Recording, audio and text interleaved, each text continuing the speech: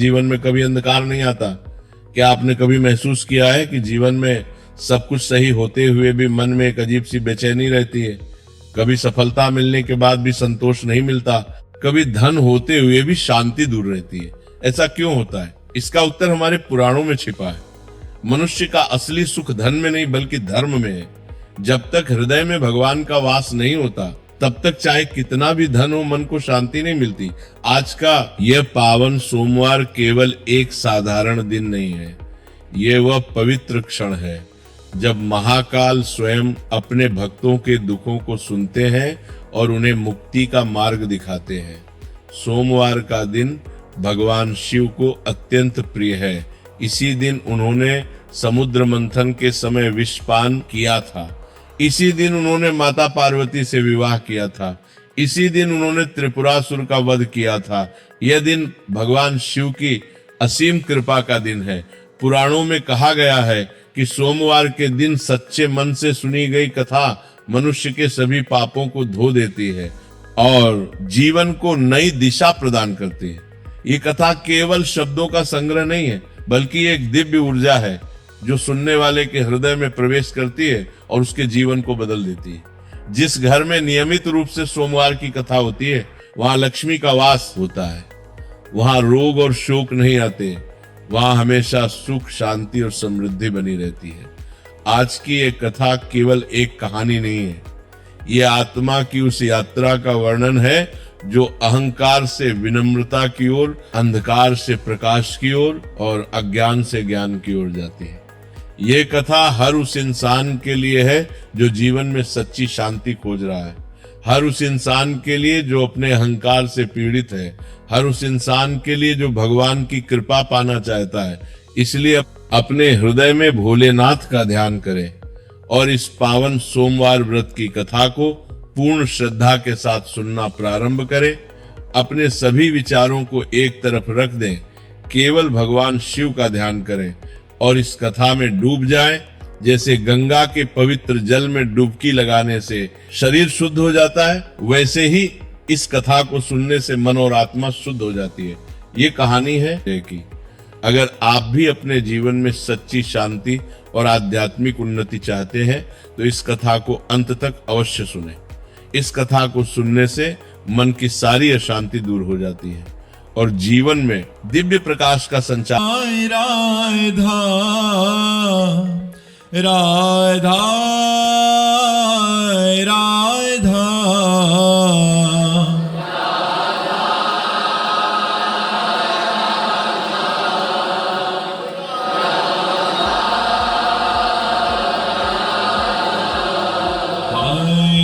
राधा राधा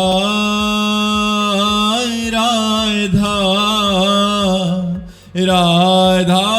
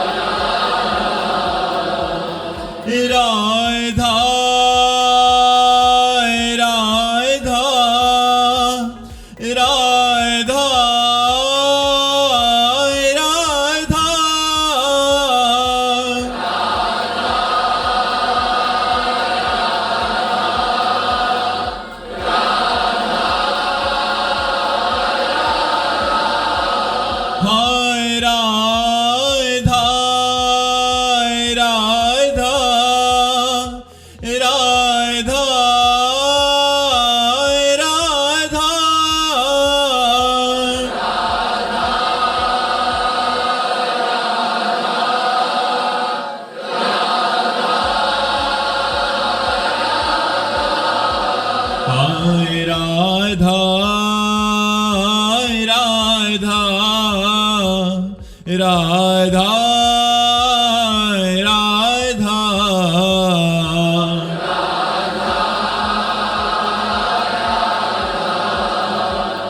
राधा राधा श्री राधा वल्लभ लाल की, समस्त संत हरि भक्तन की, श्री वृंदावन धाम की, सतगुरुदेव भगवान की।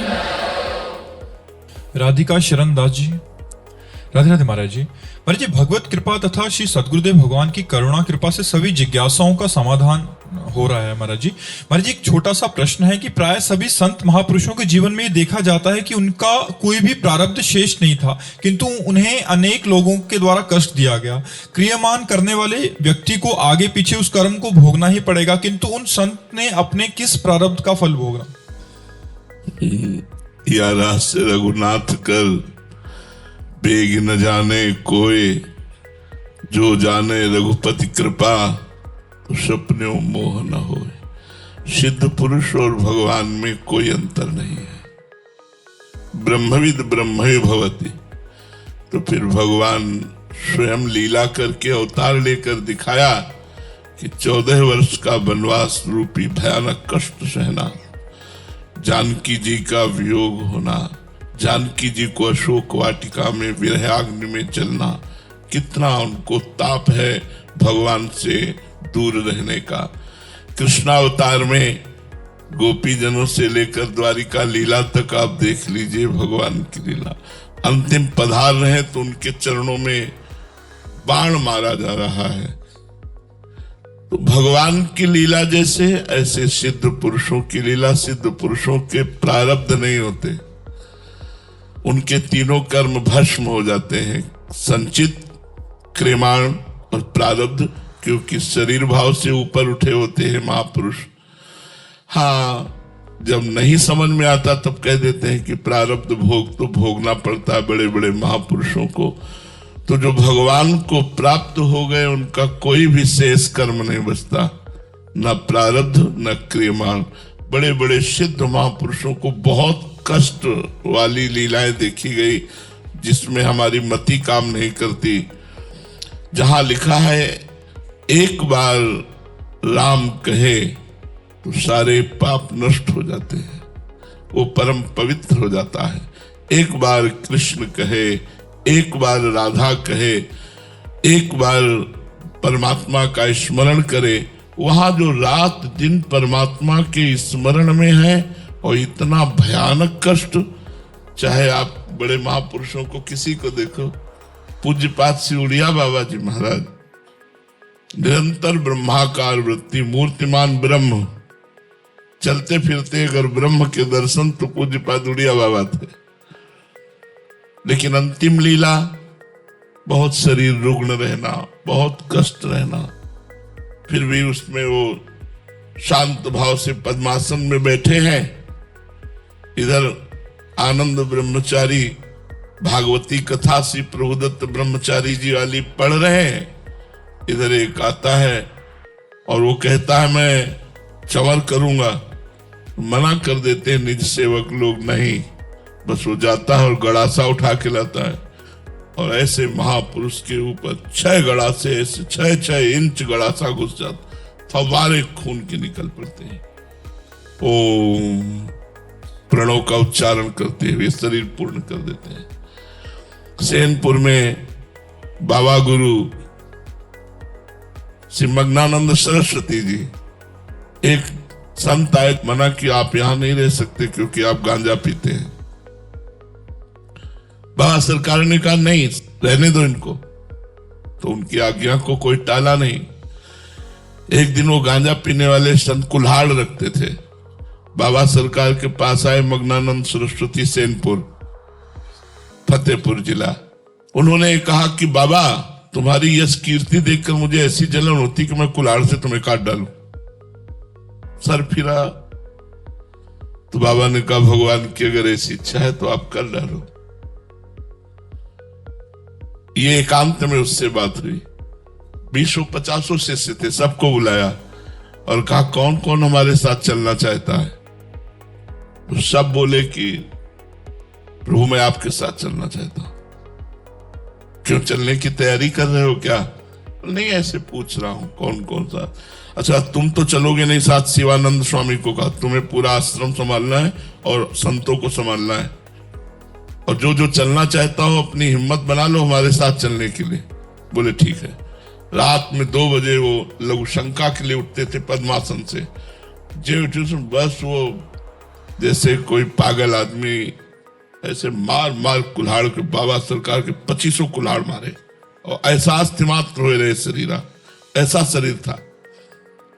फिर अंदर घुसा, जो महात्मा मिला मार मार करके सब कुल्हाड़ों से 20 को खून खून कर दिया, सब पधार गए और वो भाग गया। क्या लीला है, क्या लीला है, कैसे समझ में आएगी? गुरु अर्जुन देव को कितना कष्ट दिया जा रहा है, गुरु तेग बहादुर सिंह बलिदान, ये सब क्या है? अगर हम ये सब समझने चलेंगे ना तो हमारी श्रद्धा में फर्क पड़ने की संभावना है। वृंदावन में घनानंद स्वामी जैसे बड़े महापुरुष, जब ये औरंगजेब आया और इसने मंदिरों को और सब संतों को, तो जो लताएं हरी भरी झूम रही थी उनको उजाड़ रहे थे, तो इन संतों ने गर्दन रख दी कि पहले मेरी गर्दन काटो फिर लता काटने देंगे वृंदावन की लता प्रिया की प्रिय है, प्रिया प्रीतम स्वरूप है। उन्होंने गर्दन काट दी। जब वृंदावन दास चाचा को बहुत बुरा लगा, प्रिया प्रीतम से कहा आप कहाँ थे? ऐसे निष्ठावान महापुरुषों के जब गले काटे जा रहे थे। तो ये बाहरी जो लीला है ये कुछ ऐसी है कि इसका विवरण व्याख्या नहीं की जा सकती है।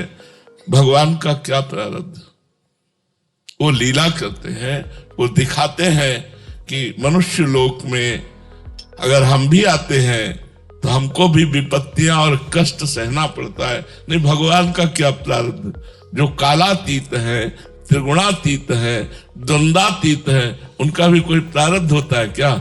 ऐसे ही जो ब्रह्म प्राप्त महापुरुष है, जो भगवत प्राप्त महापुरुष है, वो कालातीत है, त्रिगुणातीत है, उनको कोई कर्म बंधन कष्ट दे सकता है क्या? पर उनके भी शरीरों में बड़ी लीलाएं विचित्र देखी जाती है। इसलिए भगवान का रहस्य है, वो ही जाने। अब हमारी तो बुद्धि इसमें काम नहीं करती, क्योंकि सन्मुख होए जीव मोहि जब ही जन्म कोटि अग्नाश होता है, करोड़ों जन्मों के पाप नष्ट कर देता हूं। फिर कौन सा पाप बचा महाराज जो इन संतों को भोगना पड़ता है, बड़े बड़े संतों को?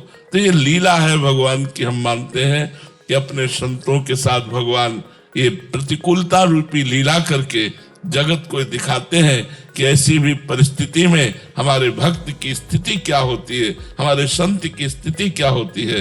ये एक बार पूज्यपाद उड़िया बाबा का बड़ा यश हो रहा था, तो कुछ जो वास्तविक साधुता को प्राप्त नहीं है और संत वेश में है, उनको जलन हुई।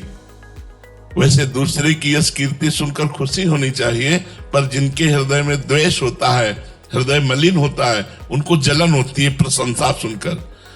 तो एक आदमी को अच्छी मुद्राएं दी और कहा प्रवचन जब कर रहे हो तो ऐसे प्रणाम मुद्रा में जाना और चाकू साथ रखना और उनकी नाक काट लेना, उड़िया बाबा की। ऐसे महापुरुष के वो ऐसा ही किया।